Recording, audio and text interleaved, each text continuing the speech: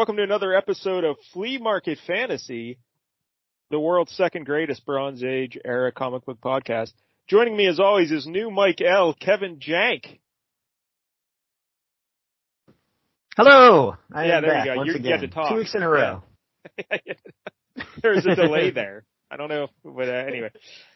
He's still new to the show. He's figuring out how it works. Yeah, okay. But Kevin Jank, thanks for coming back. You're now a regular. You replaced that Mike L character. So now you're here. And we have a very special guest with us, a long-time contributor to the Flea Market Fantasy. It's our old buddy Bob Myers. Bob! Hello. Thanks for having me back. Yeah, in the new era. Is this a new era? Yeah, something like that. I don't know. But here's what happened. Mike L apparently scheduled you to come on and talk about Starman. Is that right? Yeah, I think like the fourth. I don't know which. I think he said the fourth iteration of Starman. I have no idea. So I dodged that bullet, but maybe didn't dodge a bullet. You took one right between the eyes. Right between the eyes. With, you dodged a bullet but caught a knife. Normally, this is the part of the show where I apologize to our guest because of the book that Mike L has chosen. But now it's a new era of Flea Market Fantasy, so I have to apologize to the guest for the book that Kevin Jank has chosen. So, Jank, tell the kids. Hey, if you want to keep doing new books, they can't all be good. What did you pick, Jank? I picked Fallen Angels, an 8-issue limited series from 1987. Yeah, you picked issue 5 specifically. Right. Yes. I sure hope I don't have to read another one. I hope I read the right one. That would be unfortunate. I mean, I will say it may have been better had I read the other ones, or probably not. It's a good idea. We'll get into that in a second. But, Jank, what history do you have with Fallen Angels? I did read this before. I want to say I have vivid memories of reading this in the car. So I think this was probably something I read. Why is that a vivid memory? A trip to Florida one time. Oh, okay. There you go. I don't know. Yeah, so we were in the car for probably 18 hours, and I was in the back just reading comics. I had all the windows up and a pipe from the exhaust into the car, and I was trying to kill myself because I was reading Fallen Angels. Yeah, I actually owned issue 1 of this when I was a kid, and I don't know, I didn't look at the other covers besides issue 1, so I don't know, maybe I owned a couple more. I don't believe I own this issue. I own all 8. Well, sucker. Yeah. Now, Bob. They snookered me good. I mean, this has got to be a very valuable collection to have all 8 of them, right? I don't think so. No, I don't think so. Everyone's clamoring for the first appearances of Gomi. We'll get into that in a second. But Bob, you like the X-Men, right? I do, and I like the New Mutants. Yeah. Yeah. When I read the premise of this, I was like, okay, I don't really much care for Warlock, but Sunspot's interesting, so we'll see. I like Warlock, especially in like Sienkiewicz drew him or something. Yeah, you know, I like the art on Warlock. I don't like the dialogue. The wacky dialogue. Yeah. But yeah, this is New Mutants adjacent. This is the next book from 1987. And it is an interesting little tale there. Jank, would you like to give just the basic premise of what this series is? Do you know what it is? Sure. Starts off with the New Mutants, kind of a centric issue in number 1, where they're all having a soccer game, and Bobby DaCosta used to play soccer pretty much professionally. So he takes it pretty serious. He's like 14. And, I was going to say, isn't he like, he's 14, yeah. So. But, maybe play he's pro like soccer a that young. Team or something, but. I don't know. Yeah. But he grew up in Brazil. He's really into soccer. Yeah. Mm-hmm. Yeah. And I think just him and Cannonball collide at one point, but he kind of powers up and knocks him into a tree. Yeah, I went back really and looked at it. I went back and looked at it to see exactly and they just have a collision by the goal there. And I'll be honest, Cannonball it looked like he was giving him the business a little bit. He like had his elbow on his throat, and he's getting up and stuff. So Bobby there got mad, and he turned into his Sunspot powers, which I always thought Sunspot looked cool, Bob. How'd you feel about Sunspot? Yeah, I mean, this character-wise is a bit of a dick, but art-wise he's awesome. It's really cool. What they do with Sunspot's really cool. Yeah, he's just like a black silhouette, and he's got like Kirby crackle around him and black dots. And yeah, it's always a good like look. White eyeballs, teeth, and eyebrows. But you can't be turning into using your mutant powers just because you get elbowed in soccer. That's not cool. But he was like on the ground, and Cannonball's on top of him. He's just like, "Get off me!" And he shoves him, but he shoves him right into a tree. He goes flying. Yeah, into a tree. A little overkill. And then all the other New Mutants gather around, and they're all. Danny Moonstar was really like sticking it to Sunspot. She's like, "I think you killed him. You fucking killed him." Yeah. How do you feel now, Bobby? You killed Cannonball. He's like, I think she says something like, maybe you can apologize to him if he ever wakes up. One of them deals, you know? So Sunspot got really mad. Yeah. And he runs away crying, basically like, oh God, I just killed Cannonball. But then Cannonball wakes up like literally 2 seconds later and is totally fine. And in a good mood. He's like, I just killed Cannonball. So Sunspot just says, I'm out of here. Fuck you guys. And he takes off, and Warlock tags along for some reason. Yeah, I guess he can't stay. Because this was this teammate before? Go off by himself. So this was after Doug Ramsey died? You know what? I think I was looking back at it, and this is right before Doug Ramsey died. Like, literally, they show up just in time. Oh, so they come back just in time to watch once Bobby and Warlock go back to the Mutants. Yeah, it's right before the fall of the Mutants. Or during it's weird. Storyline. Well, what is Cypher doing then because he was always buddies with Warlock, right? Yeah. So. Yeah, you got to feel real shunned there. It's like. Yeah. My little robot buddy. Not good enough for this weird robot. Yeah, he just left to go hang out with this asshole who hurts people and might have killed his friend. Or maybe, hey, you know what happened? Maybe Cypher said, hey, why don't you watch over him for us? You know. Maybe that's one of them deals. Yeah. Yeah, let's go with that. That could be.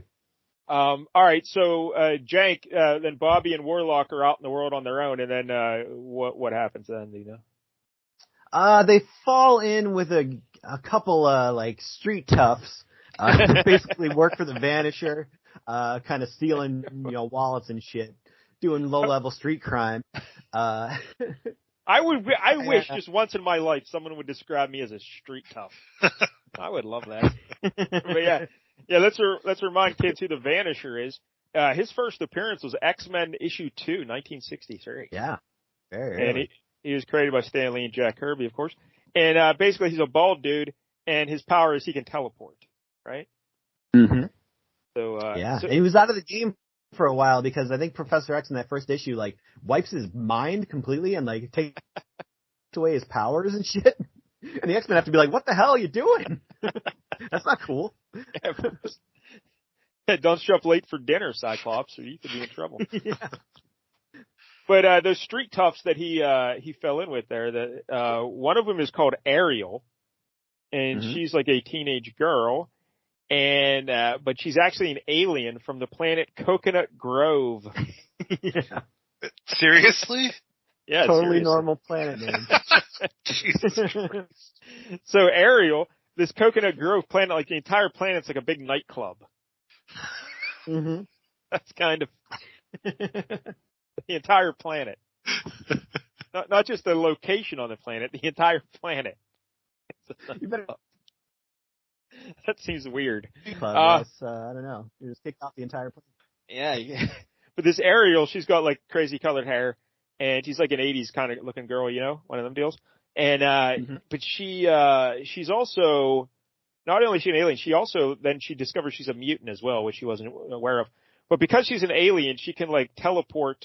She uses doorways to create like gateways where you can teleport. Like you walk through your bedroom door, bang, you're in the kitchen. One of them deals. All right, so a very lame magic is what she is. And yeah, it's the same thing as Vanisher, and it's the same thing that magic does, except lame. Yeah, pretty much. Yeah, without the limbo. Without the limbo. And the cool sword. But she also discovers that she has a mutant ability. She can persuade people because she's a foxy girl. Yeah, pretty much every foxy girl has that power. Yeah. I don't know if it's really. a mutant ability. But anyway, but Jake, well, the other street tough she fell in with was some girl named Chance. I think she's a Korean lady who, a young lady, of course. And her first appearance was Fallen Angels 1, and Ariel's first appearance was Fallen Angels 2. And Chance, she doesn't think she has any. She is really a street tough. She has like a leather jacket and carries a knife. Like she's a legit street tough. Class. But she thinks she's just like a pickpocket and that kind of criminal. But actually, she doesn't think she has any mutant powers, but she does have mutant powers. And throughout this series, you discover what they are. We'll get into that later. So there's like the two. They have something to do with odds or chance.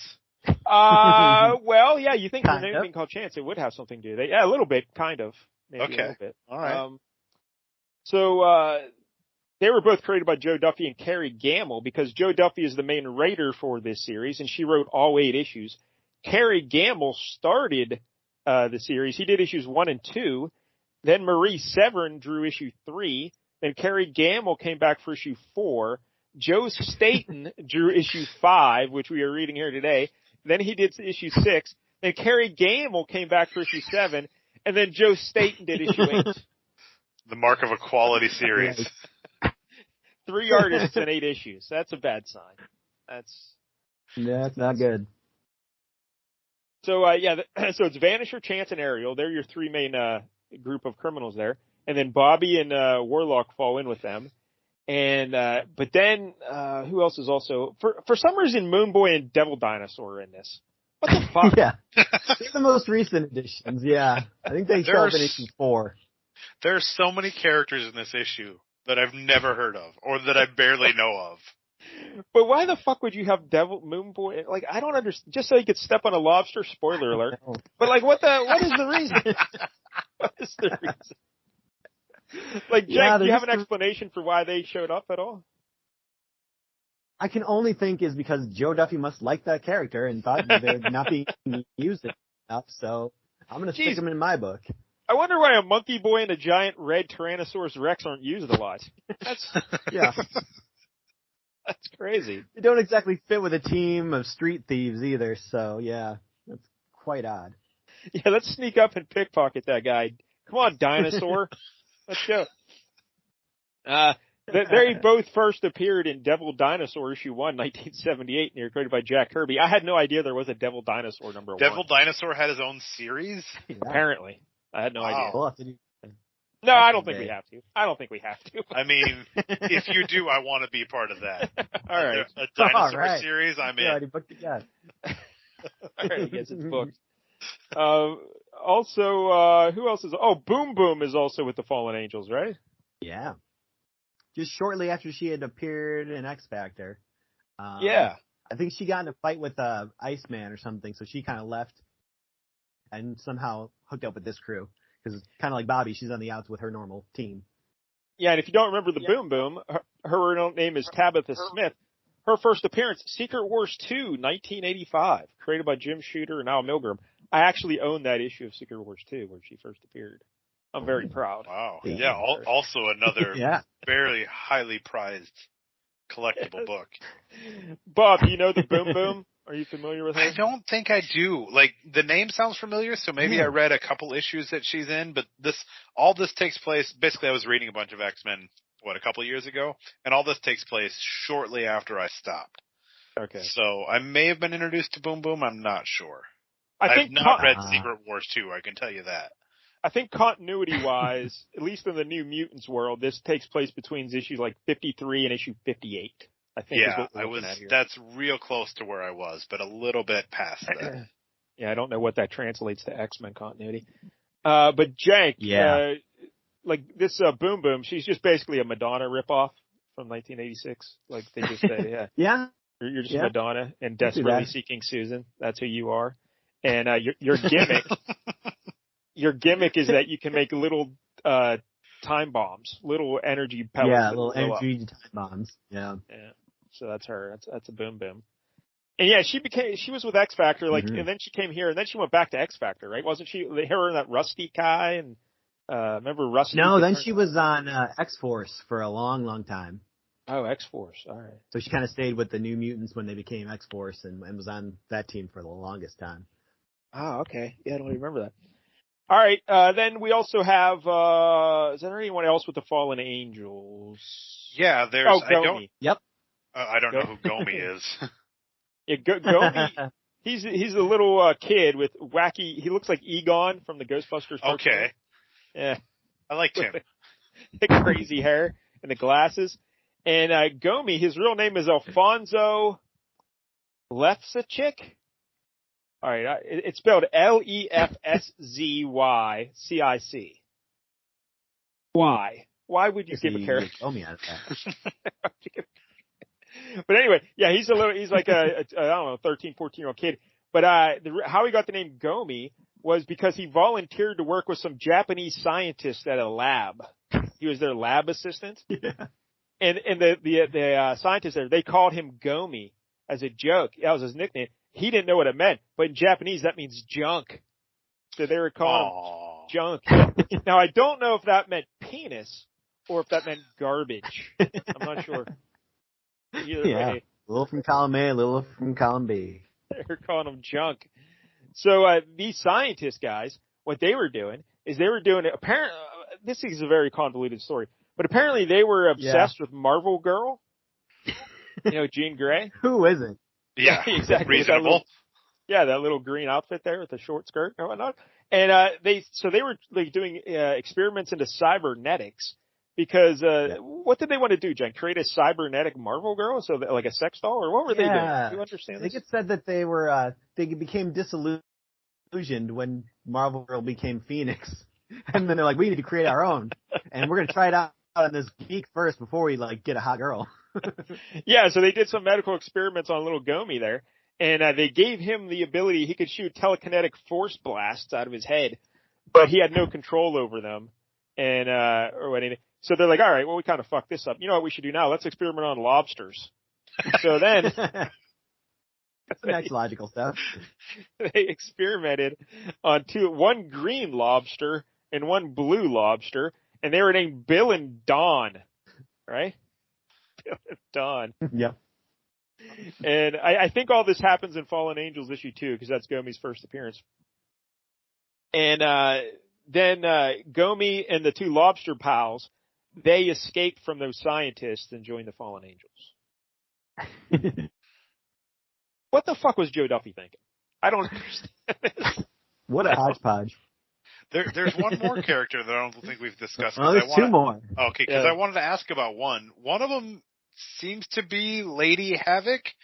Is she? No, you mean Lady Banshee? Lady Banshee. That's what I meant. Yeah. That's what I meant. Lady Banshee. Yeah. Yeah, you're not familiar with Siren? I don't think so. Teresa Cassidy. Oh. Yeah, this is Banshee's daughter. Oh, okay. Well, that makes sense why she's ripping off Banshee then. So I'm okay. Yeah. With that. I'm surprised you never encountered her in all your X readings. Yeah, I don't recall ever coming across Siren. Maybe I have and just completely forgot about it, but I don't think so. Yeah, she's exactly like Banshee, same like costume looking thing, and she screams and shit. That's all she does. Yeah. Irish accent.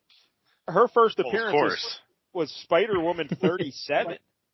And she was created by Chris Claremont and Steve Leahola. So that's weird. Does Jank, she show up in the X books? Yeah, that's what I was going to ask Jank there. Did she Yeah. show up? She was in the New Mutants for a while, right? Towards the end, right? Or no? Yes, she went on to X-Force, so she was at the end of the New Mutants. She kind of started out as a villain because I think there was a whole thing where Black Tom Cassidy was actually the one raising her for some reason. Like, you know, Sean Cassidy's evil brother. So, like, she kind of turned against her dad for a while, but then she eventually kind of found her way and came back to being a good guy. And just go ahead, Bob.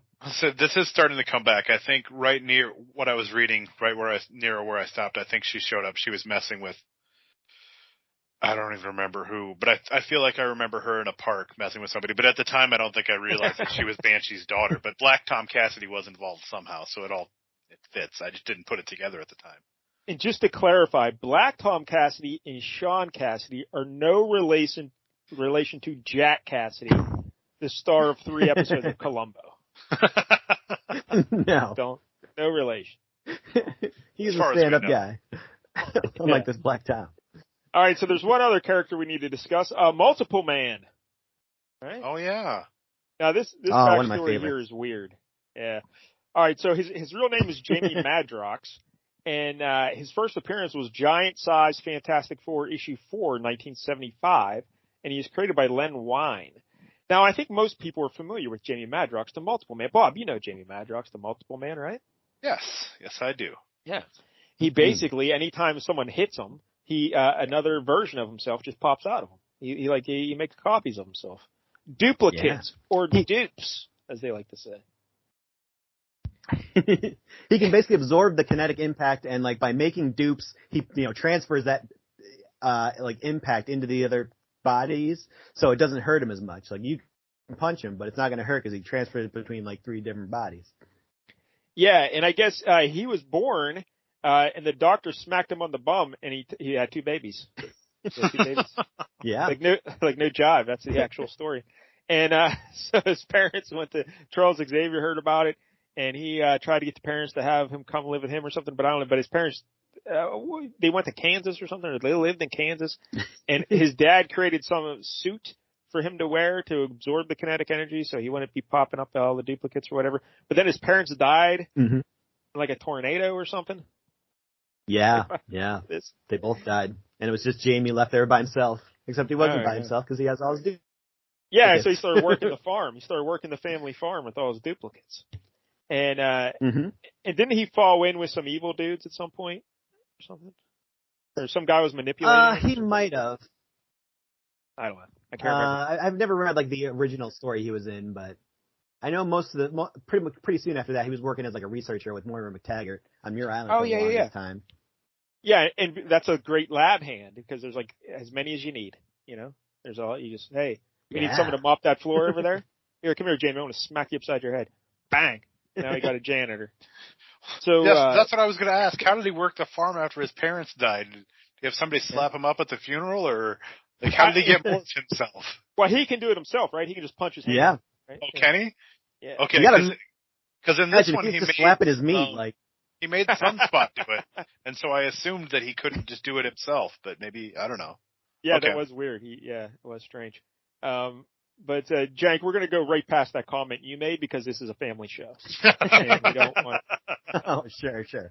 But now, Jamie Madrox, Jank, I think when he became real popular though was Peter David's run on X Factor, right? Yes, absolutely.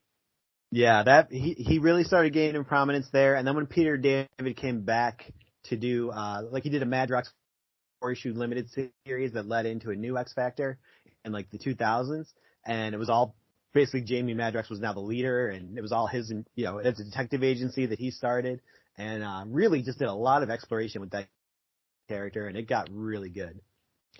Also, that X Factor run, Joe Quesada was drawing it, right? So that was cool. Yeah, some of it. Yeah. Some of it. Larry Stroman did the first part of that, which was god awful. I didn't appreciate that art at all. But I remember the Quesada stuff. But here's the deal about this story here, though, Jank. We think we're dealing with Jamie Madrox here, and when Joe Duffy wrote this story, she was dealing with Jamie Madrox. But do you know what happened then? I've actually I've been recently rereading the start of that Peter David run, so I'm very familiar with this. Because you find out early on in that run, another Multiple Man shows up, and he's claiming that he's the real one, and the one that's on their team is, a duplicate. And there's a whole thing where they have to try to figure out which one's the real one, which one's lying here. And basically one of them's, talking about this whole Coconut Grove thing, and Moira McTaggart's like, oh yeah, that's definitely the real one. He always kept talking about that shit. But it turns out that one is the one that's lying, and that Jamie Madrox, the duplicate, had been drugging the real one. So the one we see in this book is actually a duplicate who had been trying to break away on his own. Yeah. I was very confused by this because when I was looking up the character and I saw, I went to the Jamie Madrox and Fallen Angels and first appearance and who created him, and it said Peter David created him. Well, that can't be right. Why? Because he's been around forever. Yeah. But then it's so he just retconned this guy is what a Peter David. Hey, that's weird, right? Joe Duffy wrote this character, and then Peter David gets credit for creating him because years later he retcons the con. Yeah, that's strange. Yeah. That's a little strange. So yeah, that's the Jamie Madrox, the Multiple Man. So I think those are all the characters we're dealing with in this book. That's a lot of characters. Yeah. I mean, yeah, that is pretty much all the characters because there's no like external force, no villain, no anything. It's just the team dealing with the team. There's absolutely nothing. There's a large chunk of this book dedicated to members of the team trying to find a switch to open a door. I think that's basically what's going on. Yeah. Well, they go on an extensive search to find their new headquarters, and they realize, oh, we have another room in the place we're already in. Yeah, it's just next door. There's a big garage door. Hey, fellas, you know how we needed a place to store this giant dinosaur? It turns out we had one right here, but let me list right behind this wall, right here. There's a place for dinosaurs. So dumb. All right, but anyway. Yeah. Hey, oddly enough, this series must have been somewhat successful because Marvel commissioned a second series in 1989, and it was going to be written by Joe Duffy and drawn by Colleen Duran, and they actually completed the first 2 issues, but it never saw print. Yeah. So someone finally came to their senses and said, hey, wait a minute. What is this? And I saw that they were going to get rid of all the basically the mutant characters like, no Sunspot, Warlock, Multiple Man, Siren. Yeah, let's focus on Gomi. So just be fan favorites like Gomi and Ariel and and that one lobster. Oh. All right, we'll get into that in a minute. So then in 2019, they actually had an official second volume of Fallen Angels as part of Dawn X. Jank, you probably know what that is. Would you like to explain that? I had bailed before then, okay. But that's when Hickman came in and did all that stuff where like Moira McTaggart was a mutant, and every time she dies, she comes back and resets the timeline. Yeah, you explain that. Yeah, I remember. Yeah, I think that Fallen Angels has nothing to do with this at all. I think it's just name only.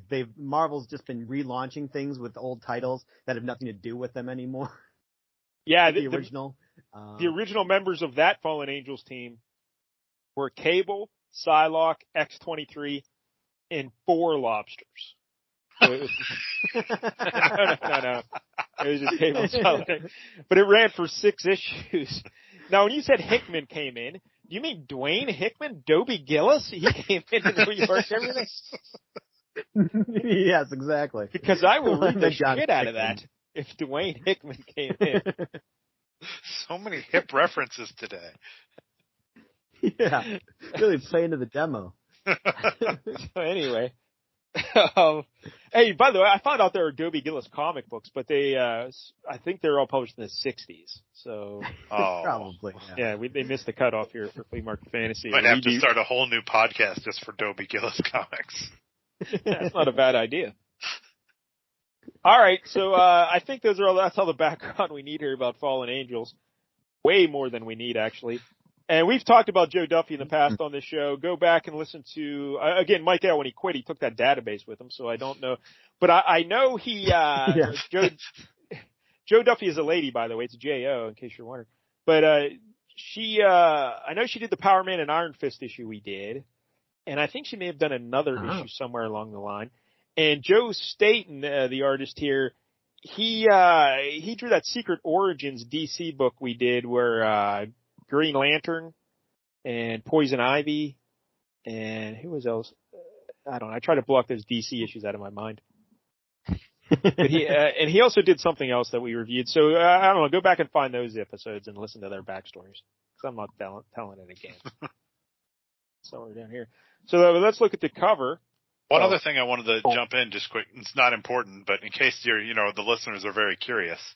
I looked up Siren, and apparently she'd only appeared in 4 total issues of things before this Fallen Angels. Oh. 1 issue of Uncanny X-Men 148. So it's not who I was thinking of. I had read something with her, but yeah. So she'd barely been around. I mean, she was written 6 years before this, but only had appeared in 4 total issues. One of which was Marvel Age Annual, which no one read, I'm sure. I read Marvel Age all the time. But 148 X-Men. I'm trying to think what that would be. That's after Days of Futures Past. Like what 5? Yeah. The details I read on it, it looks like yeah. it's when Scott was hanging around with not Jean Grey. What's her name? Oh, Madeline. Madeline Pryor. Oh wait, no, maybe I'm wrong on that. Oh no, it's before Madeline Pryor. Lee Forrester, the right, the boat lady or whatever, who I think she takes him somewhere where he meets Madeline Pryor, if I remember right. I don't remember exactly. It's been a while.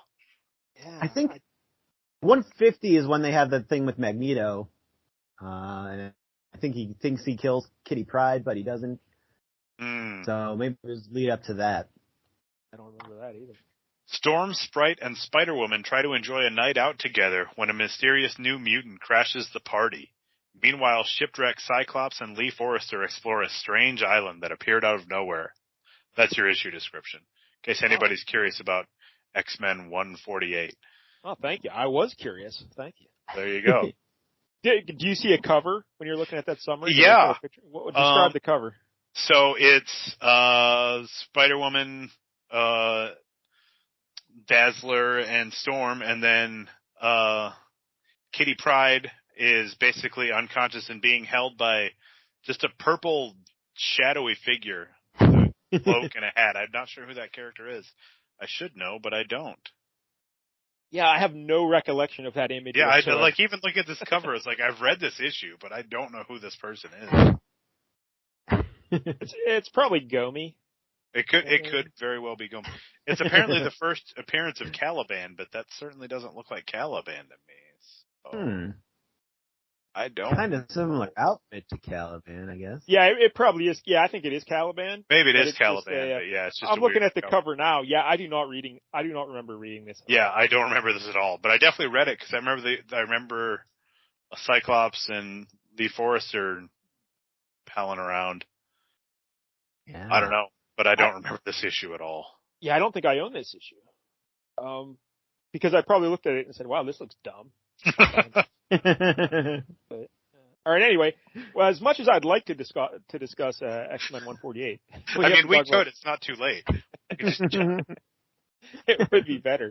But we got to go. Fallen Angels issue 5. All right. So the cover, it says at the top there, number 5 in an 8-issue limited series, and the background's all white here. And then in the foreground we have Sunspot turning into Sunspot. His pants are normal, but he's upper body wise he's Sunspot. Then we to his right, our left, we have Boom Boom, and she has a little time bomb going off near her. Warlock's going crazy behind her. Jimmy Madrox is like multiplying across the front of the background, all the whole way across the cover. There's a whole bunch of them. And then Sirens falling out of the sky, and Gomi and his 2 lobsters are being thrown through the air as well. I guess he telekinetically threw himself. Yeah, because his head is glowing yellow, and he telekinetically threw. So basically, what they're trying to depict here, all their powers are going screwy. They're losing track. It's kind of tough to tell, but yeah, that's what's happening here, right? Yeah, once you read it, then it makes a lot more sense as to what this cover is depicting. And at the bottom it says, "This issue / an angel dies." Oh shit! Oh no! I mean, right there, is it gonna be? You gotta be sold. This is such a terrible gimmick. They always were doing this. Hey, if we say someone dies, people will buy this issue. Yeah, but there's a lot of characters in this book. These are a lot of main characters. Who can we kill if we want? I don't know. Are there any lobsters in the book? Can we kill a lobster? I mean, we could, but there's only 2 of them. Do we really want to do that? Well, we'd still have a meal for tomorrow if we kill the one today. This is terrible. If anyone's ever seen, the movie Beastmaster, which we watched on the other show, if you've got 2 of the same animal, chances are one of them's not going to make it. You don't need 2. You don't need Kodo and Kodo. Wait, are you telling me one of those chimps died? No, the ferrets, remember? Oh, yeah, the ferrets. I was thinking of the monkeys, because I always go to the monkeys. Yeah, the ferrets, that's right. Yeah. But the other you ferret only had was one monkey, because you... Well, wasn't there? But there were a bunch of monkeys, weren't there? Because remember, there was a couple monkeys when they were coming in. But anyway, the one ferret dies, but the other ferret, before he died, he knocked up the other ferret, right? So then that ferret gave babies. So they were like babies, right? Isn't that what happened? Maybe. Yeah. I don't remember them having the ferret pee on a stick to confirm that. No, but I think at the end, don't they show like a couple baby ferrets, or at least another baby ferret or something? I don't know. But you know what? Fuck it. Let's just go watch Beastmaster. That's how bad things Anything are to going. get at it. We'd rather watch Beastmaster. Bob, how do you feel about this cover? It's all right. I mean, it's not the best cover I've ever seen, but it's not the worst. I like the sunspot halfway into his transition. That's cool. Jamie Madrox is fine, but it's not a terribly exciting cover. Yeah, the cover's drawn by Terry Gamble, and it's something. But 75 cents, and then in the cover box, there's like a bunch of Jamie Madroxes, and if you look, I guess all the other characters are in there too. This is the worst corner box I've ever seen. Yeah, there's a million characters. It really is. And we just see like Devil Dinosaur's crotch. Like, I don't know. He's not even in the box. Just That's bizarre. And everyone in the box is colored thinking. yellow or orange. So yeah, it doesn't. All right, so we open it up. Lost and Found is the name of this book, and the splash page is just a giant boom boom, like a. How would you what was that? What did you describe that, Jank? A jaggedy box. I don't know. Boom boom. Yeah. And then there's a bunch of smoke in the background, like there's a big explosion. Oh, and look, we get to see the explosion, but we only get smoke. It's kind of a cheat. Yeah, and then we get all the creators here at the bottom. Val Myrick was the inker, Bill Oakley the letter, Petra Scotese the colorist, Ann Nocenti, our beloved Ann Nocenti, the editor. What the fuck were you thinking, Ann? And then Jim Shooter, editor in chief. But look, above that, there's a box created by Duffy and Gamble, just so you know who to blame. They put it right there. Duffy and Gamble. So then we look to the next page there, and we see in the background, there's a Boom Boom standing up against a pillar. They look like they're in some basement there. And Moon Boy and Chance and Madrox and everybody else is like knocked down. Tables are overturned. It's the aftermath of one of her time bombs going off. And on the back wall, it says the Beat Street Club. That's the name of their hideout, the Beat Street Club. I bet you always want to have a name for your illegal hideouts. They probably thought that was so cool in 1987. Beat Street Club. So, Bob, would you like to explain what's going on here in this opening scene? Yeah. So Boom Boom has set off one of her boom booms. But it was far too powerful. And apparently she was setting it off to impress Jamie Madrox. But now everyone's angry at her because she set it off too powerful and she broke the couch and all kinds of things. Yeah, everyone's real mad at her. Terrible. Now, can you guess what Chance's superpower is, her mutant ability is? I honestly don't know. All right. We'll check back in with you.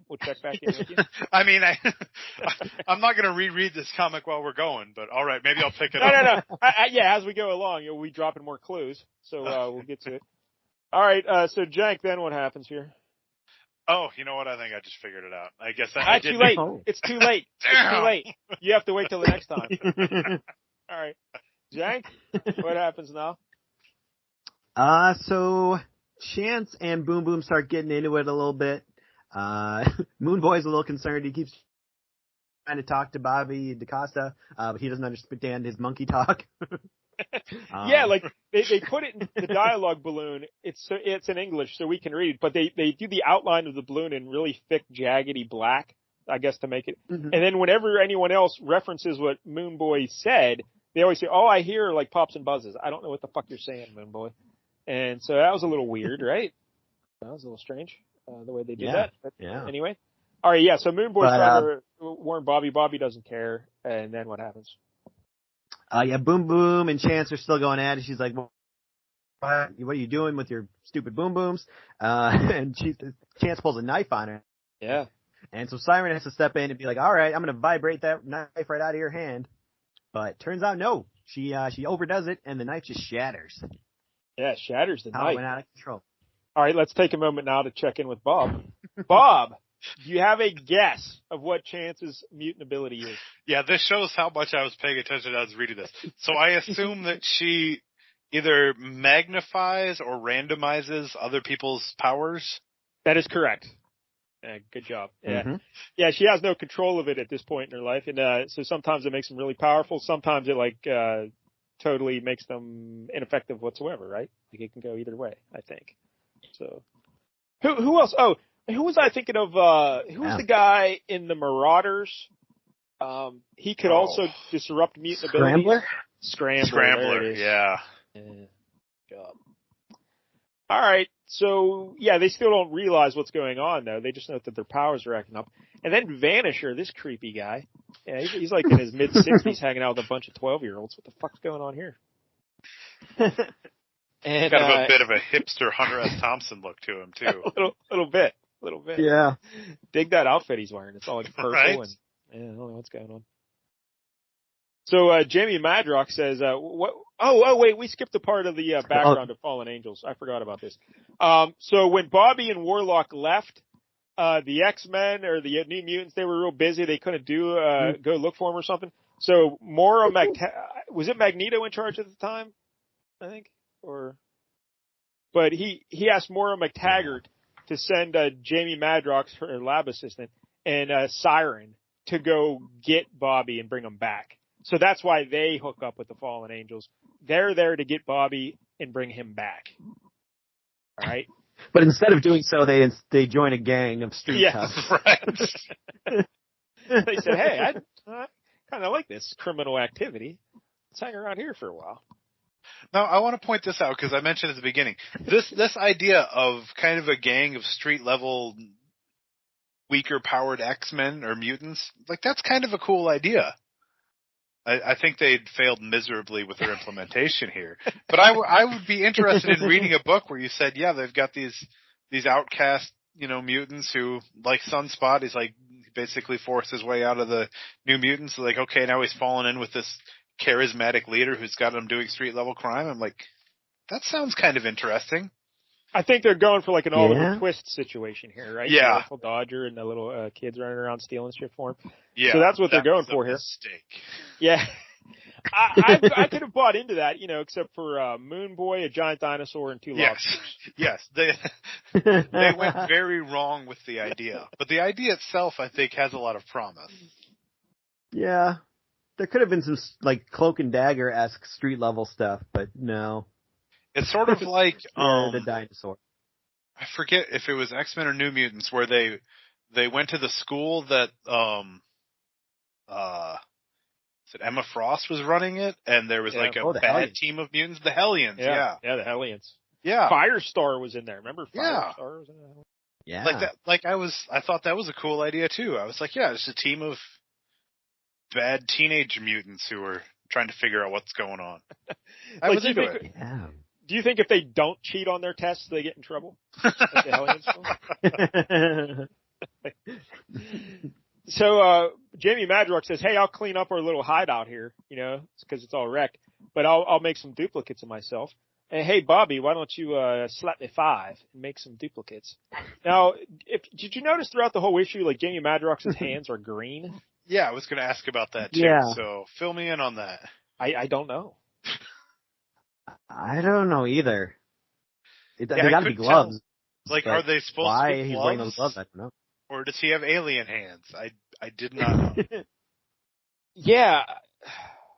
But even when he makes duplicates, they all have green hands. I was thinking, because wasn't his normal costume was green, but it was like a darker green, right? And these are like a light green.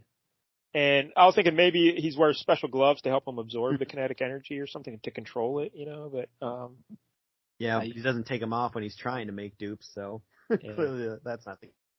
But Bobby tries to smack his hand. No duplicates are made. His power's not working. So then Chance comes over and she slaps his hand and boom, 3 duplicates.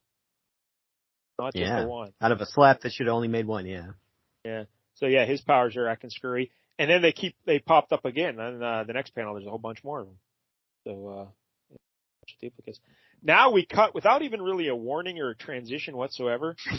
we just cut to Warlock and Gomi and Ariel walking somewhere else in the hideout. Yeah, literally a meanwhile is all they had to put there. Yeah, that's all we needed. Just anything. Because I was very confused. Like, what the fuck? Where are we? I was like, did we skip pages? What's going on? Yeah. Why does this guy have 2 lobsters in his pants? What is happening? So they're looking around the hideout. What are they? What are they looking for? They're looking for a place to stick a dinosaur. Is that what they're looking for? Yeah. Yeah. That's what's revealed in a few pages, but right now it's not clear at all. They're just looking for something more. I think it says like just larger is all they're looking for. Is something larger. Now, sadly, we get some foreshadowing here because Gomi. Yeah. They ask him where his little lobster buddies are, and Gomi says Bill is surveying things from the vantage of a packing crate, and Don is, hey Don, there you are. How often do Bill and I have to warn you about not wandering around underfoot when you could get stepped on? Make a mental note of that. Yes, I know that being bionic makes you tougher than most lobsters. Shouldn't that make him tougher than all lobsters if he's bionic? Well, I mean, Bill's tougher than him. Not a rock lobster. I don't want to run into the non-bionic lobster that's tougher than Don or whatever. But he says, but I must insist that you be more careful in the future. And then he looks at his little lobster buddy. What is going on? Why are there lobsters in this fucking book? I don't understand. I don't know. No. There's no good reason. Like, how did Ann Nesenti, I love you, I'm a big fan. But when Joe Duffy comes to you and says, hey, I got an idea. Why don't you just say, hey, no, we're not going to do that. Maybe they saw dollars. Yeah, you can have like, Ariel. You know what? We can make fluffy little lobster stuffed plush toys. We can make millions of dollars. Good Lord. So then we get another abrupt scene change. Again, no like change in coloring of the background. Just boom, we're in a different scene now. And well, they're basically in the same place. They're in the same building. But you could have colored it or done something to signal a change, you know. But yeah, they're in a different room now, and they're still cleaning up the room. And Vanish is getting mad because or he hears people behind a wall, and he says, it's he thinks it's the cops, right, or X Factor. Yeah. Yeah. Because at this time, X Factor was still hunting bail. mutants. That was their cover, They were hunting mutants. Mm-hmm. So then, Jank, though, the entire wall pops up, and Warlock sticks his head out from underneath it, and he's like, "Hey, look at me! I'm Warlock. Bob hates me." And, that's about right. Yeah. But Jank, explain what happens here. They're like, yeah, we were in the adjoining room here, and this door that clearly goes up. Turns out this room next door is big enough to house a dinosaur. So we're all good. I mean, in fairness, now that I'm epic search for a new hideout is over. Now that I'm looking at it, the panel where Warlock's sticking his head under, that is a thick door. Like that is that is thicker than a wall. Yeah, that is pretty thick. Yeah. So you can understand why they didn't realize there was a whole other room over here. Cause I suppose. But yeah, there's Devil Dinosaur. He's already. How did he get in? So I don't know. He was just already there, just hanging out. He just walked in through the door. How did he get in the building? I don't understand. Clearly, Ariel made one of her doorway portals. All right, I guess. I don't know. I don't know where they found the door he could get into. But. Good old monkey boy there. He's talking to Devil Dinosaur. Hey, he's all happy to see him and shit. Again, I don't understand why these two are here. Why? Also, I'd like to know, if they were out looking for a place for a Devil Dinosaur to hide, why didn't the rest of the team think it was weird that the big dinosaur wasn't with them anymore? Did they take the dinosaur with them to scout locations? Like, is this big enough? Dinosaur, get in here. I have no idea. None of this makes any sense at all. But then Vanisher says, hey, that dinosaur, he's going to be hungry here soon, and I don't want him eating me. Yes. So, I mean, we could feed him Gomi and those lobsters, but that's not going to feed him. That's not going to fulfill him.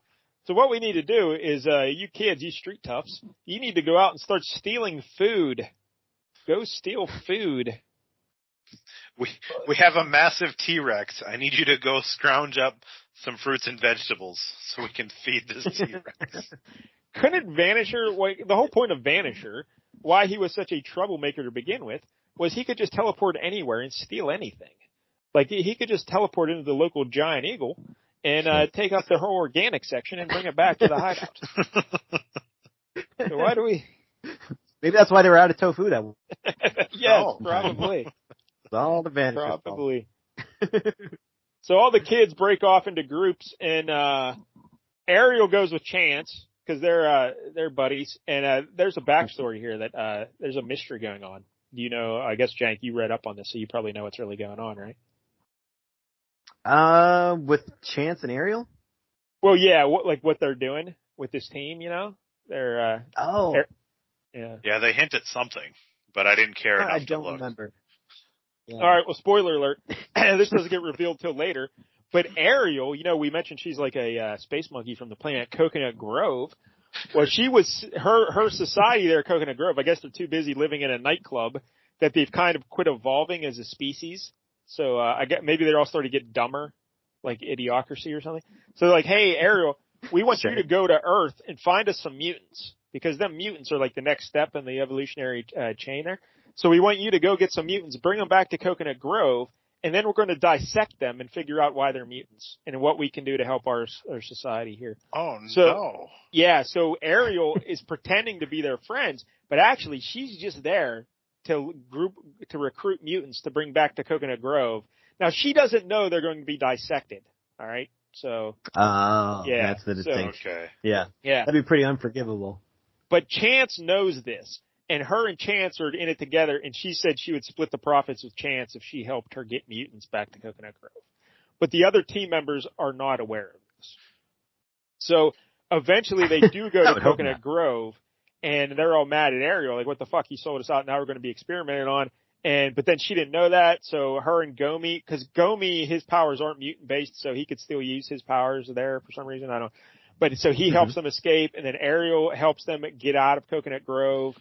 And then when they get back to Earth, they decide, all right, Bobby says, all right, I'm going back to New Mutants. You kids are horrible idiots. I don't want anything to do with you. And that's how it ends. I have a very important question here. So Chance agrees to help her capture mutants to take back to Coconut Grove for a split of the, quote, profits. Yeah. What is the currency on Coconut Grove? Did Chance cover this? Is it just coconuts? Is it? I mean, the whole place is a dance club. That's just drink tickets. Coladas. I don't know. This scheme doesn't make. I gotta tell you, this Chance seems a little dumb. But here, the irony in all this is Chance doesn't realize she's a mutant. She thinks she's her. And now when she gets there, she says, shit, I'm a mutant too. I'm going to get killed. And Ariel finds out she's a mutant. So they tell her, guess what? You're a mutant. We're going to dissect you too. And so. So many twists. So they only turn face because they're in danger. Because they're also in danger. Yeah, basically. Yeah. Yeah. So anyway. All right. So they go off to look for food. And Devil Dinosaur and Moon Boy they're talking up some shit. And hey, by the way, they come from a different universe. Were you aware of this as well? I thought they were like a Savage Land thing, but they come from a different universe, this Dinosaur and Moon Boy. Yeah, they mentioned that in here. Somebody said something about them being aliens, but I was like, huh? I didn't know that. Yeah, they come from the Valley of the Flame, which is in like, I don't know, Earth 71764 or something like that. I don't know. But yeah, they fell through an interdimensional portal and they ended up on our world somehow. You think it would be pretty hard to keep that dinosaur from being noticed? A giant red Tyrannosaurus Rex. Anyway. Yep. Hey, Siren is like into Jamie Madrox, you know? She's, they're, I don't know if they're officially a couple, but, now, so she'd be making sweet, sweet love to a duplicate though, you know? Yeah. Oh, I mean, that got real messy later on. It did. There was a whole thing during the later X Factor run where, one night, like, Jamie got really drunk and apparently one version of him slept with Siren and one version of him slept with M, who was a character from Generation X. Okay. And he wasn't sure which of them was the real one or if either of them were even the real one. But Siren ended up getting pregnant. Wow. And So later on, she gives birth, and Banshee is dead at this point. So she names the baby Sean after her father, and Jamie Madrox goes to hold his baby, and he absorbs it. Turns out it was a dupe all along. Holy hell! What did Siren Apparently, do? dupes can't have offspring that are not just dupes. So, yeah. Well, so Siren was probably sad. Right? Yeah. She's pretty angry about that. My baby just got absorbed. All right. Yeah. But the other side here, she could have a lot of fun though. You know what I'm saying? She's like, hey, Jamie, massage à trois, or 4, or 6, or 8. It's Siren. She could be living it up. Because Boom Boom was also way into Jamie Madrox, and so when they were dividing up into teams, Boom Boom was very upset that she got stuck with Gomi, the little weirdo with the lobsters. But when like another, at the end, like when another duplicate shows up, right? Doesn't he or something? Yeah, this is what I thought Jank was talking about when Gomi just basically just burns her so hard. Go ahead, sorry. Oh, I don't know what. Maybe. Because because Boom Boom says, yeah, more the merrier. Like there'll be one for me too. And then what does Gomi tell her, Bob? He's like, well, but no, because his duplicates all have the same feelings he does, so it would be 2 for Siren and none for you. what a dick! No wonder those scientists called him junk. It's so cruel, but also very accurate. Well, to be fair, Boom Boom's been nothing but giving him shit throughout this entire book, so I can see why he's like, I'm not going to simp for you. You know what? Yeah, that's true. So they're out looking for how to steal food, and so Ariel and Chance, instead of stealing from a giant chain store or something, they steal from a poor neighborhood guy selling fruits and vegetables on the street. Let's steal from this guy. And they walk away with one brown paper bag full of fruit to feed the dinosaur. Because technically they don't steal it, I guess, because she persuades him because she's a foxy lady, and he just gives them the food. So I guess that's. But then we see Bobby walking with Warlock. I like this drawing here of Warlock as like a dog. And, pretty cool. Mm-hmm. And they try to play a trick on Bobby here. So they steal a lady's purse, and then Chance says, "Hey, Bobby, you better start running with us, or you're going to get arrested." And so they go running through a doorway, and Ariel uses the doorway to teleport them to the YWCA, which I can't remember what that stands for. Young Women's Christian Association, is that what it is? I think that's right. And but it's just a place where ladies they go to swim and work out and exercise and stuff and take their clothes off.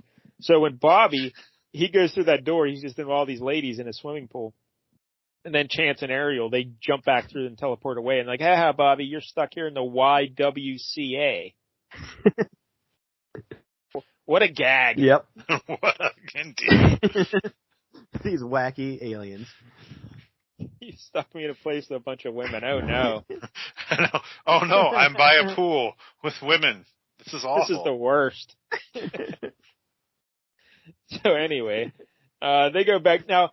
Ariel and Chance go back to Vanisher and they're giving the food. And then we see Moon Boy and Devil Dinosaur and they're like, hey, let's get out of here. And they use like a joystick to open up a wall or something. And then they just go out into the world. Oh, is that? I thought that joystick was on Devil Dinosaur, and that's how Moon Boy like controls him. No, see, that would be much cooler. No, that's the switch they found to open the door. They referenced it earlier. So many industrial doors have little joysticks like that. Yes. Instead of buttons or something. Then we get a scene of Bobby and Warlock at the YWCA, and the ladies are very...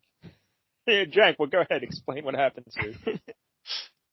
Well, they're basically dressing him down, being like, you guys are perverts, and Warlock kind of learns a new word. He's like, what is this pervert? I'm going to look this up later. And Bobby's like, oh, no, we better get out of here before you start looking him in my browser history. Well, this is pre-internet. Learning what that word really means.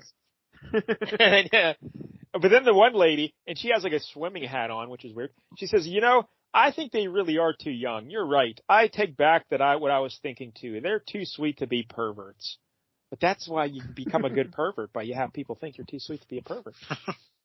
And Harvey Weinstein's mom probably says the same thing. And then Warlock says something, because again, they're looking at Warlock, this giant robot with googly eyes, yes. And they're like, oh, that's just a normal kid. That's just a kid. Yeah, he's too young. How do you know what a young alien looks like?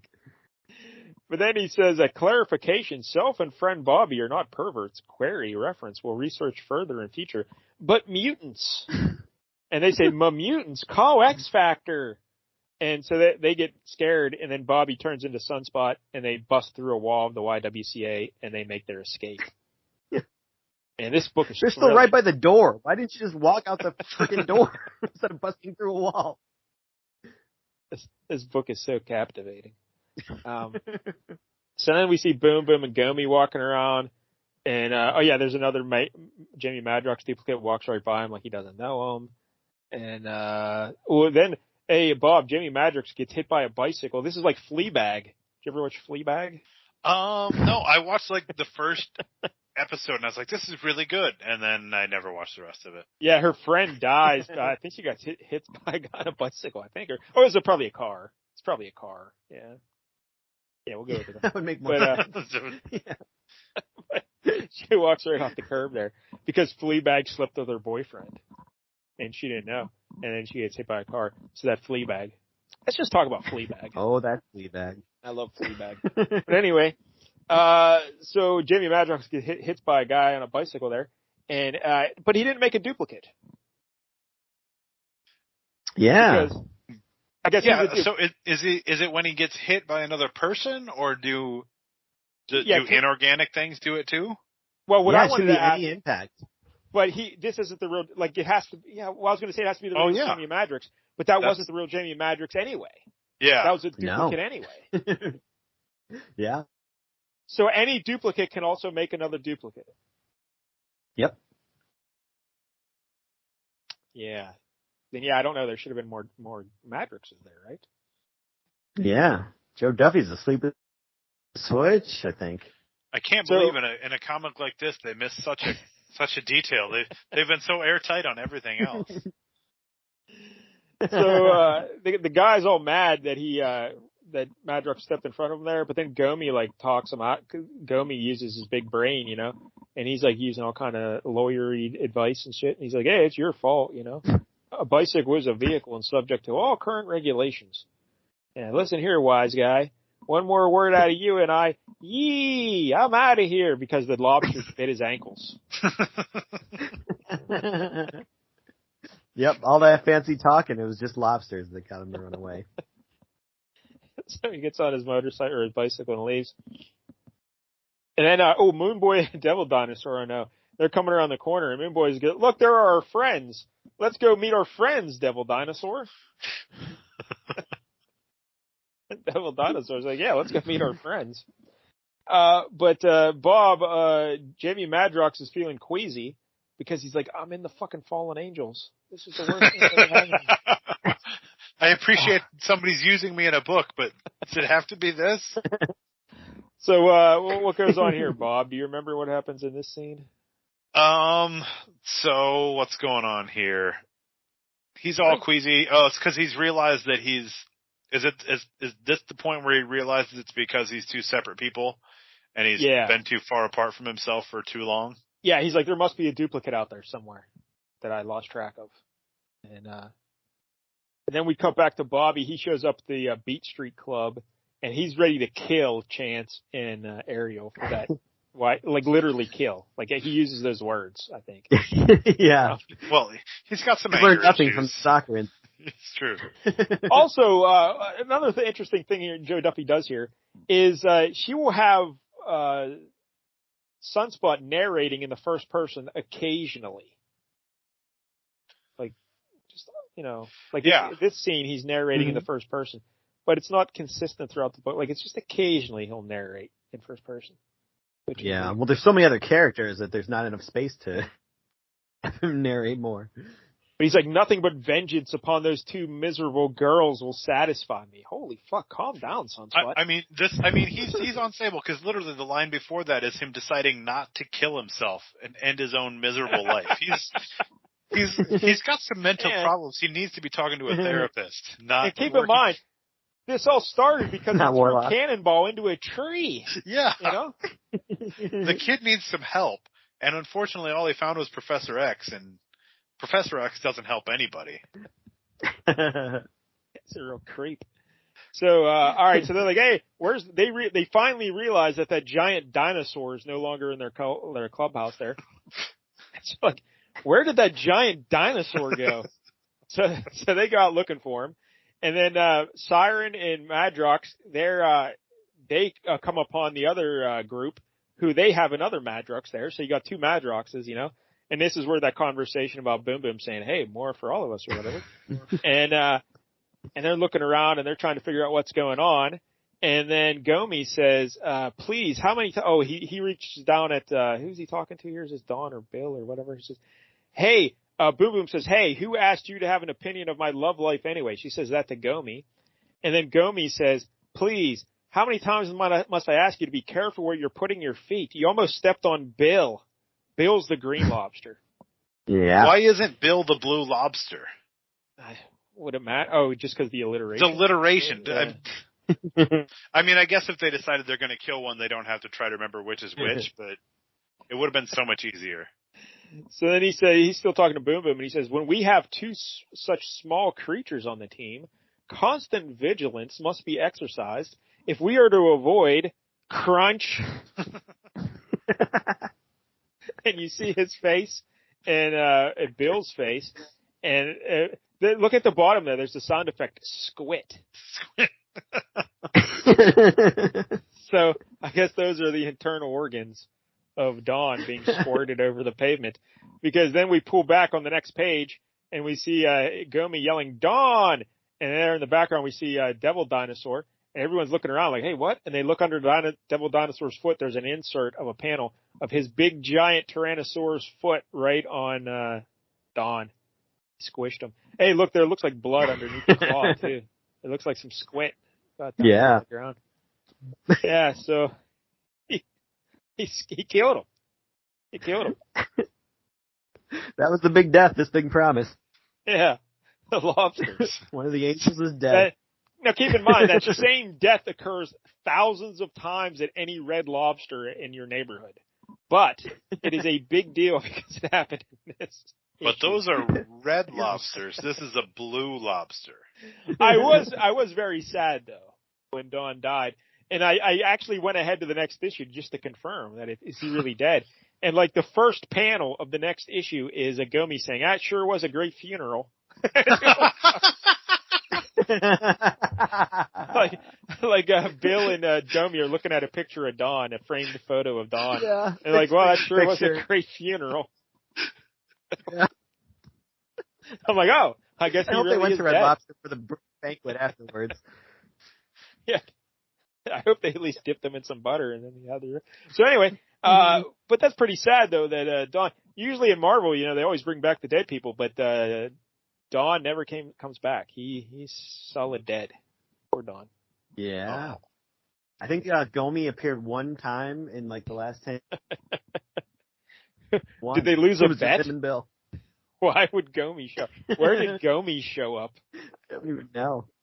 I think it was like Avengers World or something. Where like there was different events. Yeah. I don't know. He got stuck on one of the shitty countries. Does he show up and then the next thing said by a character is, who the fuck invited Gomi? Is that what happened? Because this kid's the worst. Gomi. Good Lord. Should have been. All right, so there it is. That's how the issue ends. Fallen Angels, issue 5. Bob, what is your big takeaway here of Fallen Angels? I mean, interesting concept. Failed miserably. Way too many characters. The Jamie Madrox thing actually could be interesting. I'm not going to read the rest of it, but the idea of his his duplicate not wanting to join together because it basically kills him, like that's a cool idea. completely wasted in this book. Yeah, he's a cool character. Any matter. Joe Duffy, like the writing here, the dialogue, it's fine. Nothing wrong there. Yeah, it's fine. And if you take a step back, big picture wise, when we talk about the arc of Ariel being there to round up mutants, and like that's a pretty good story overall. Like hey, that's a nice little story. Mm-hmm. Like she's undercover there, sneaky, and working against the entire. So that's pretty cool. And but man, just I don't know, like the lobsters, the dinosaur, the monkey boy, this issue in specifically. Nothing fucking happens until Dinosaur steps on the lobster. For a limited series, this has like ongoing series energy where it's just like you need to fill an issue. Yeah. But in a limited series, maybe you just have 6 issues and cut out some of this bullshit. This is just moving some of the subplots forward a little bit without actually having much of a purpose to this issue. Yeah, this issue is a complete waste of time. Look, when you kill a main character, you can pad the rest of it with fluff. This is a big issue, just from that. Yeah. When you think back over the history of Marvel, the death of Gwen Stacy, the death of Phoenix, the death of Dawn, the lobster. I mean, I'm never going to forget the death of Dawn. I might forget his name, but I'll never forget when that lobster got stepped on by a big red dinosaur.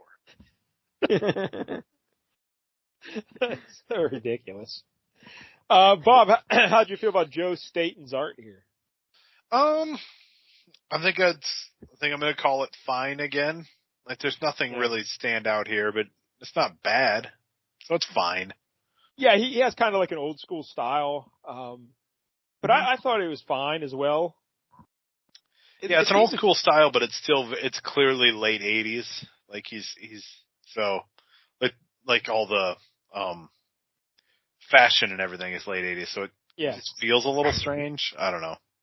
And there would be some panels that were almost drawn in a very distinctively different style. Like I don't even know what page it is, but Ariel and Gomi are at the bottom panel, and they're talking to Bill and Dawn. I'm sorry, Bob, I confused you with the lobster. It happens. With Bill and Dawn. And look at how Gomi's ink there. That is completely different than anything else in this book. Very shadowy. Yeah, there's a couple other panels here. Like when Warlock pops his head out from under the wall, that's done in a different style. So I don't know. And then when Gomi turns and hears the crunching noise, that's a very cartoony picture, very thick lines. So I don't know. The art's fine. Like you said, it's fine. It's nothing amazing, but it's good enough, Jank, what do you think about the art here? Yeah, I'd say about the same. It's fine. I'm not the biggest fan of his version of Warlock. Mostly just kind of doing agreed. Same kind of weird haircut. Seems very late 80s, early 90s, but, Yeah, I'm trying to think who, this might be the worst Warlock I've ever seen, actually. Because usually he's drawn pretty cool, no matter who draws him, but, this is not a very good Warlock. Yeah, it's just way too smooth. Yeah. Like, Warlock should be jagged and sharp, but it's all smooth lines. Yep, that's a good point. I liked when he was a dog. That was pretty cool. That's the best part of it. That was cool. So, I don't know, Jank, anything else you want to say here about this Fallen Angels? I don't know. No, it could have been better. That's for sure. I will commend you, though, on keeping the Michael gimmick alive. You picked the winner right out of the gate. I don't know. That's what I'm here for. So, Jank, what would Can't you all give? Be Squadron Supreme. What would you give Fallen Angels issue 5, Jank? 1 out of 10. I guess about a 4. 4. Yeah. It's all right. Below average, I'd say. Oh, I would say. Yeah. I can't kill it completely. It's got some good ideas. It's just, it lacks focus or, any kind of narrative thrust to move the story forward. Yeah. Or any point to being. It lacks that, one of the reasons to exist. Yeah. Bob, 1 out of 10 for Fallen Angels issue 5. Having not read anything previous to this and just jumping into this issue and just so many characters, I mean, I don't want to be too harsh about it. I'm going to give it like a 3. I could go even worse, but this, like, just jumping in alone, like, this was a mess. I was 3/4 of the way through and, like, I still don't know who these people are or what's going on. Yeah, maybe if you read the whole series, it'll play out like a 4 or a 5, but this particular issue itself is, I'll give it a 2. I was going to give it a 1, but in honor of Dawn, I will give it a 2. Wow, okay, see, I thought I was being harsh considering the 2. You were going to give it a 1. When I was reading this the other day, I'm like, wow, congratulations, Mr. Miracle, Starman, and all you other. This is now the worst book I've ever read in Flea Market Fantasy, but I don't know. Wow. I mean, I don't know if Breaking that's new ground. true. I'm sure you've read something worse than this. But, yeah, I'll give it a 2 for Dawn. Thank you for your sacrifice. Otherwise. It was more than the number of lobsters left at the end of this issue. Very good point. All right, so there it is, Fallen Angels issue 5. So next week on the big show, it's my pick. And hey, I don't know if you kids have heard this, but there's a new Black Panther movie coming out. Yeah. Yeah, it's all the rage. Have we heard any reviews about the Black Panther movie? Anything? Nope. I've been avoiding it. I will see it, but I've been avoiding any details on it, so I have no idea. Yeah, Namor shows up, Jack. That seems pretty cool, right? Namor. Ruin Namor. It doesn't look anything like Namor. I don't know. I haven't really seen him too much. But anyway, because we like to be hip with the kids, we're going to do a Black Panther book next week. We've done a Black Panther story before on the show, but that was Jungle Action, the excellent Don McGregor run in Jungle Action there when Black Panther. So this time we're going to do a Jack Kirby Black Panther book. Oh my God, why? Yeah, well, that's exactly why. That's exactly why. Because now, in the old written version of Flea Market Fantasy, the columns I used to do, I did do Black Panther issue 2 that Jack Kirby did. And that was a fucking shit show. So, like, just. So you haven't learned your lesson. You're like Bobby DaCosta. It was just so crazy. But it was so weird, it was awesome. One of them deals, you know? So, we're gonna go Black Panther issue 10 from 1978. And, yeah, this is written and drawn by Jack Kirby. So we will celebrate old school Black Panther next week in honor of the movie. And more crazy shit happens in this. No, good. Just, spoiler alert, an appearance is made by the Black Musketeers. I honestly think I stopped reading the series before it even got to that point. Because I was reading that. So bad. It was so bad. I was reading through all the Black Panther at the time, and it's like, no, this is so bad. I'm not even finishing this series. It's like Black Panther, like in a 1950s sci-fi adventure story. Like he's out in space and shit, and there's all kind of monsters, and it's like, this is a Black Panther. What are we doing here? But I don't know. But it's pretty crazy. Oh, this is gonna be great. Yeah. So Black Panther issue 10, 1978. We got to thank Bob. Bob, thank you, buddy. For, of course. Hey, is there anything you'd like to plug? I always ask you every time you come on the show. I finished remodeling my basement. So congratulations. If anybody ends up in my basement, be impressed. Now, did you have like a theme? Is this a man cave situation, or is it just a normal basement? It is basically, I mean, we designed it as a pretty normal basement, but, so I collect pinball machines, so it is a collect pinball machines. I do. Congratulations on all your success. Look at this guy over here. Ricky Rich over here, collecting pinball machines. I mean, most of my pinball machines are the cheap, beaten up ones, but yeah, I've been doing it for quite a while, so yeah, wow. I now have a basement full of pinball machines. I had no idea this was a thing. How many pinball machines do you own? 14. What? Oh my God. Which sounds excessive, but I know people who own 50 or 100, so like 14's nothing. Well, you also know 2 people that don't own any. Well, I know, that's true. I mean, most people don't, but it's 14. It's a hobby of mine. Well, this is a fascinating topic. Like Pringles, once you pop, you can't stop. Yeah, exactly. That's exactly what it is. We might need to book you on LCS to talk about all this, Bob, at some point. But I'm always happy to talk about my pinball machines. You will have to do that. So, what is your prized possession? What is your favorite pinball machine? I mean, favorite is tough. They're all like kids. They're all like lobsters to you. You Yeah. can't pick one from the other. A couple of the ones that people are really like or very impressed by, and these are by far my two most expensive ones. I have the Twilight Zone pinball machine, which is very cool. Does cousin Brandon know this? He'll be at your house every day. He might. No, I don't believe he's aware.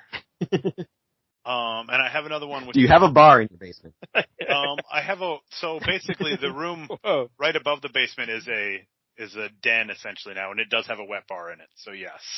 Wow, a bar and Brandon will never leave your basement. Exactly. Yeah. What's the other one? You said Twilight Zone, it's basically called Monster Bash. It's essentially based on Monster Mash, but it's the Universal Monsters, and they're in a rock band. I got it. That sounds pretty awesome. It's really pretty great. Wow, that's pretty good. Yeah. Bob, we're learning. He's like we're peeling back a layer of the onion with Bob every time he comes on. We learn a little bit more about him. I had no idea. Pinball machines.